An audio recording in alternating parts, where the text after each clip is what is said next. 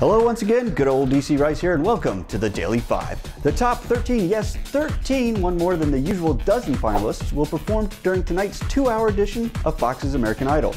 All of the preliminary rounds are over, and now the final stretch to crowning this year's winner begins tonight at 8. A couple of early favorites have emerged already, including Lil Rounds and Scott McIntyre.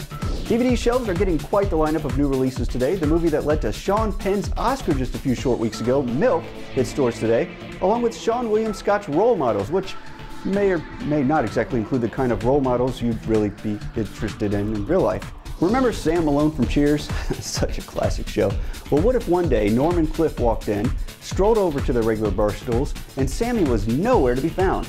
That's what many Boston residents are actually finding out right now. After tending bar for 35 years at the Boston tavern that inspired Cheers, Eddie Doyle has been laid off thanks to the tough economy. But don't worry about him, he's considering writing a book about his experiences over the year, and no word yet if Ted Danson would actually play him if someone decides to turn the book into a movie. Turns out trees aren't the only thing skiers up in Maine have to watch out for. On one trail at the Roland Perry City Forest, fans have to be wary of a rather territorial owl as well. At least 8 skiers and a couple of dogs have been victims of flybys from an owl that has decided to make that particular hill his home. Fortunately, so far, no one has been seriously hurt. And finally, the dates are dwindling for those who wish to wax nostalgic at the Earth and Space Science Laboratory's Planetarium. Only 3 nighttime shows remain at the center, which for 47 years has taught children and adults about stars, planets, comets, and all other things astronomical. Final shows are tonight and each of the next 2 Tuesdays.